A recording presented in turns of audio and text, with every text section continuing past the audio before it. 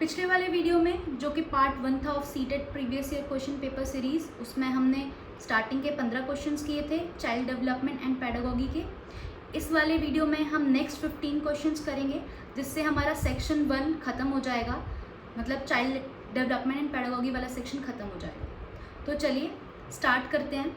ये पार्ट 2 है of CTET previous year question paper series. जिसने पार्ट 1 नहीं देखा है, पहले वो पार्ट 1 अटेम्प्ट करिए, फिर वो पार्ट 2 देखिए। तो चलिए स्टार्ट करते हैं। Question number 16। अच्छा, एक जो इम्पॉर्टेंट चीज़ मैं आपको बताना चाहती हूँ, चाइल्ड डेवलपमेंट एंड पेडागोगी थोड़ी कभी हिंदी में समझ में आती है, कभी इंग्लिश में समझ में आती है। तो ट्राई करिए, आपको हिंदी में क्वेश्चन समझ में नहीं आ रहा है तो आप एक बार उसको इंग्लिश में भी रीड करिए। फॉर एग्जाम्पल क्वेश्चन नंबर 16 जो पूछ रहा है वो पूछता है, निम्नलिखित में से उपयोगी प्रतिपुष्टि की एक विशेषता कौन सी है। तो अगर कोई बच्चा इंग्लिश मीडियम से उसको समझ में नहीं आ रहा है, या फिर वो हिंदी मीडियम से भी लेकिन उसको समझ में नहीं आ रहा है, तो एक बार इंग्लिश में भी उस क्वेश्चन को रीड करिए। देखिए इंग्लिश में कहता है characteristic of effective feedback. Feedback की कैरेक्टरिस्टिक क्या होते हैं किसी भी क्लासरूम में। तो क्वेश्चन का जो करेक्ट आंसर होगा वो देखेंगे अब हम। यह केवल कार्य के अंत में दी जाती है, जी बिल्कुल नहीं। यह व्यापक और सामान्य होती है, नहीं। यह केवल परिणामों पर केंद्रित होती है, नहीं। यह सामयिक और विशिष्ट होती है, yes. It is timely and specific, जब भी ज़रूरत पड़े तब फीडबैक देना चाहिए, ठीक है। तो इसका आंसर हो जाएगा 16 का 4। Next question, question number 17। समीपस्थ सिद्धांत कहता है कि शैशव अवस्था में proximodistal principle states that in infancy क्या होता है, अंग हाथों और पैरों की तुलना में तेजी से बढ़ता है। बिल्कुल ये सही लग रहा है। विकास सिर से पांव तक होता है। भाषा का विकास तेजी से होता है क्योंकि यह विकास के लिए संवेदनशील अवधि है।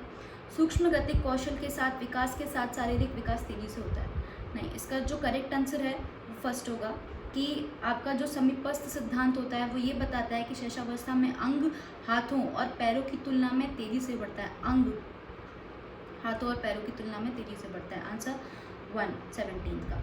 क्वेश्चन नंबर 18 वही एसर्शन और रीजन बोलता है, विद्यालय पाठ्यक्रम को विद्यार्थियों की सांस्कृतिक ज्ञान को उचित स्थान और मूल्य देना चाहिए, ठीक है। विद्यार्थियों को उनकी सांस्कृतिक पहचान को बनाए रखने के लिए समर्थन प्रदान करना सीखने की प्रक्रिया को सुगम बनाता है। अच्छा, क्या कहता है क्वेश्चन, हमारा क्वेश्चन नंबर है 18 जो कि पूछ रहा है कि विद्यालय पाठ्यक्रम को विद्यार्थियों के सांस्कृतिक ज्ञान को उचित स्थान और मूल्य देना चाहिए। हाँ बिल्कुल सही है। फिर कहता है विद्यार्थियों को उनकी सांस्कृतिक पहचान को बनाए रखने के लिए समर्थन प्रदान करना सीखने की प्रक्रिया को सुगम बनाता है। हाँ बिल्कुल 17 का जो सही आंसर होगा वो फर्स्ट होगा। दोनों कथन सही हैं और AR की सही व्याख्या है, ठीक है। अब हम बात करते हैं क्वेश्चन नंबर 19 की। क्वेश्चन नंबर 19 कहता है, निम्नलिखित में से किसे रचनात्मक मूल्यांकन नहीं माना जाता है। रचनात्मक मूल्यांकन मतलब फॉर्मेटिव असेसमेंट नहीं कैटेगराइज किया जाता है। तो इसका जो आंसर होगा वो होगा, छात्रों के पूर्व ज्ञान को निर्धारित करने के लिए एक नई अवधारणा की शुरुआत में दिया गया आकलन, नहीं। छात्रों और शिक्षकों को अग्रगामी प्रतिपुष्टि प्रदान करने के लिए कक्षा के दौरान दिया गया मूल्यांकन, नहीं। एक मूल्यांकन कार्य जो मानदंड के मानक पैमाने के अनुसार छात्रों की तुलना करने में सहायक होता है। लग रहा है थोड़ा थोड़ा, आगे नेक्स्ट ऑप्शन भी देख लेते हैं। एक आकलन एक छात्र के सीखने में गलत धारणाओं की पहचान करने के लिए प्रयोग किया जाता है।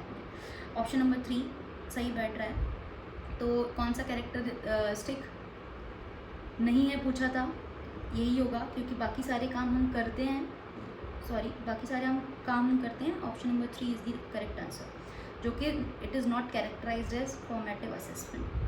Question number 20, which of the following is a typical characteristic of dyslexia. बहुत कॉमन क्वेश्चन और बहुत इंपॉर्टेंट क्वेश्चन। डिसलेक्सिया का टिपिकल कैरेक्टरिस्टिक क्या है। पठन वैकल्य, जिसमें आपने अगर तारे ज़मीन पर देखी होगी, वो बच्चा जो था वो डिसलेक्सिया से सफ़र कर रहा था, तो उसका जो आंसर होगा, इस क्वेश्चन का जो आंसर होगा वो क्या होगा, difficulty in phonological processing, difficulty in creative problem solving, difficulty in physical coordination, difficulty in special awareness. रचनात्मक समस्या समाधान में कठिनाई, द्रव्यात्मक प्रसंस्करण में कठिनाई, शारीरिक समन्वय में कठिनाई या स्थानिक समझ जानकारी में कठिनाई। तो इसका जो करेक्ट आंसर होगा वो होगा डिफ़िकल्टी इन फोनोलॉजिकल प्रोसेसिंग। उसको फोनोलॉजिकल प्रोसेसिंग में प्रॉब्लम होती है, ठीक है। क्वेश्चन नंबर 21 जो कहता है, which of the following type of question can help assess a student's ability to evaluate information critically. निम्न में से किस प्रकार के प्रश्न एक छात्र की जानकारी को गंभीर रूप से मूल्यांकन करने की योग्यता का आकलन करने में मदद करते हैं? तो हम ऑप्शंस देखेंगे। ऐसे questions that ask for simple definition of term, नहीं। Question that ask for students personal opinion, okay सही है ये ऑप्शन, यही ऑप्शन मुझे सही लग रहा है। ऑप्शन नंबर 2, वे प्रश्न जो छात्र की व्यक्तिगत राय पूछते हैं। फिर क्वेश्चन ऑप्शन 3 है, वे प्रश्न जो पाठ्य को मान्य करने वाले उदाहरण के लिए पूछते हैं, नहीं। फिर वे प्रश्न जो किसी पाठ को सारांश मांगते हैं, नहीं। व्यक्तिगत राय पूछी जाती है, उससे हम एक स्टूडेंट की एबिलिटी इवेल्युएट करते हैं, ठीक है। क्वेश्चन नंबर 22, बाध्यता एक डैश स्थिति है जबकि अक्षमता एक डैश स्थिति है। अच्छा, ऑप्शन नंबर 22 का answer, impairment is a biological condition whereas while disability is a functional condition, okay यही आंसर होगा, जैविक और कार्यात्मक। Question number 23, which of the following aptly defines relationship between cognitive and emotion? कौन सा कथन संज्ञान और भावनाओं के बीच के संबंध को उपयुक्त रूप से परिभाषित करता है? ठीक है, देखेंगे ऑप्शन। जो इसका ऑप्शन का पार्ट है, संज्ञान और भावनाएं दोनों स्वतंत्र प्रणालियां हैं, नहीं। भावनाएं और संज्ञान आपस में एक दूसरे पर पारस्परिक रूप से निर्भर करते हैं, बिल्कुल। भावनाएं और संज्ञान आपस में एक दूसरे पर पारस्परिक रूप से निर्भर करते हैं। आगे ऑप्शन देखने की जरूरत ही नहीं है, इसी में कॉन्फिडेंस आ गया। क्वेश्चन नंबर 24, अच्छा एक और इम्पॉर्टेंट चीज़, आप जब बार बार क्वेश्चन पढ़ेंगे ना तो हो सकता है ऑप्शन पढ़ते टाइम आप कंफ्यूज हो जाएं, तो इसलिए पहली बार में भी कभी कभी आपको सही आंसर समझ में आ जाता है, लेकिन आप कंटिन्यूसली रिपीटेटिवली ऑप्शंस को पढ़ते हो तो आप कंफ्यूज हो जाते हो। तो कभी कभी ऐसा हो कि मुझे ये आंसर सही लग रहा है पहली बार पढ़ने पे, तो उसको टिक कर दीजिए, no need to reevaluate again and again.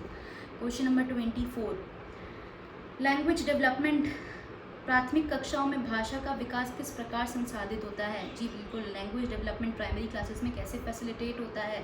तो ऑप्शन जो होगा, जब शिक्षा अमूर्त, when teacher uses concrete example to refer to abstract concepts, जब शिक्षक अमूर्त अवधारणाओं को संदर्भित करने के लिए ठोस उदाहरणों का प्रयोग करते हैं। बिल्कुल ये सही जवाब है, ठीक है। टीचर स्ट्रेस नहीं करता है, टीचर इग्नोर नहीं करता है, और टीचर साइन और सिंबल से बिगिन नहीं करता है, ठीक है।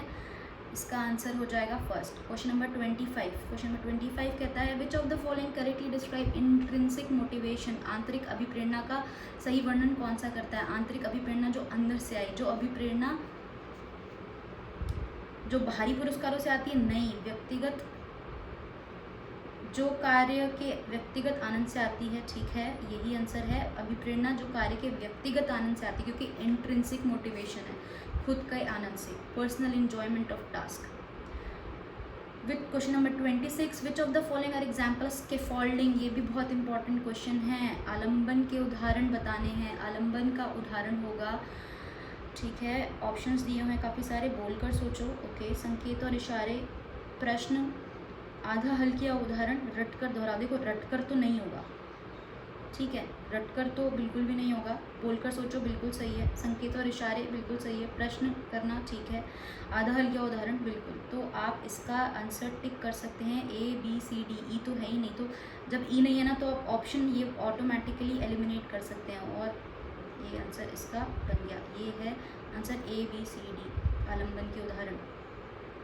क्वेश्चन नंबर 27 जो कहता है, विकास के क्रम में बच्चे सूक्ष्म पेशीय कौशलों के पहले सकल पेशीय कौशल विकसित करते हैं। यह दर्शाता है कि विकास in the course of development children achieve gross motor skills before fine motor skills. ये क्या बताता है कि डेवलपमेंट कैसा है? डेवलपमेंट इज प्रॉक्सिमोडिस्टल, यही आंसर है, समीप दूराभिमुख, ठीक है। क्वेश्चन नंबर 28 कहता है, पियाजे के संज्ञानात्मक विकास के सिद्धांत के अनुसार निम्नलिखित में से कौन सी क्षमता मूर्त संक्रियात्मक सोच को पूर्व संक्रियात्मक सोच से अलग करती है? बिल्कुल ये इंपॉर्टेंट क्वेश्चन है, इसको इंपॉर्टेंट मार्क करिएगा। ऐसे क्वेश्चंस पूछे जाते हैं जो कथन दिए गए हैं।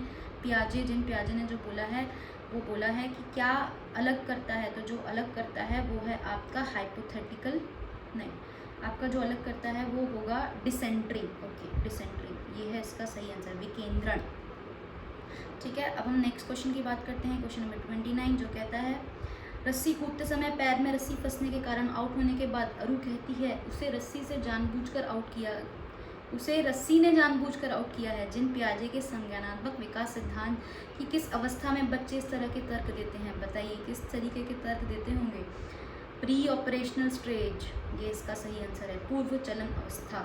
ठीक है, लास्ट क्वेश्चन है क्वेश्चन नंबर 30, जो कहता है सीखने के सामाजिक संरचनावादी विचार इस बात को वकालत करते हैं कि 30 कि शिक्षार्थी दूसरों से निष्क्रिय रूप से ज्ञान प्राप्त करते हैं, शिक्षार्थी सक्रिय रूप से ज्ञान का निर्माण करते हैं, व्याख्यान देने और समझने से प्रभावी शिक्षण सक्रिय होता है।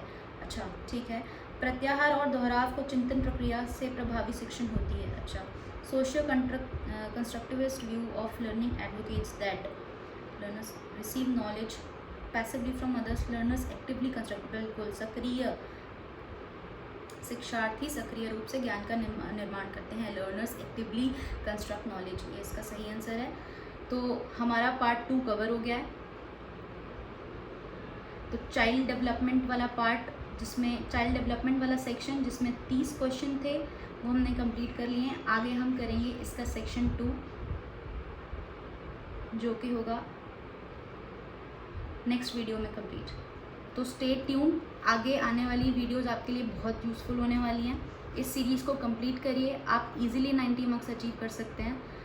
और अगर आपको मेरा चैनल और मेरा समझाने का तरीका अच्छा लग रहा हो, आपको अगर मेरा चैनल किसी भी तरीके से यूज़फुल लग रहा हो, तो प्लीज़ मेरे चैनल को सब्सक्राइब करें और मैक्सिमम शेयर करें, कमेंट करें। Thank you.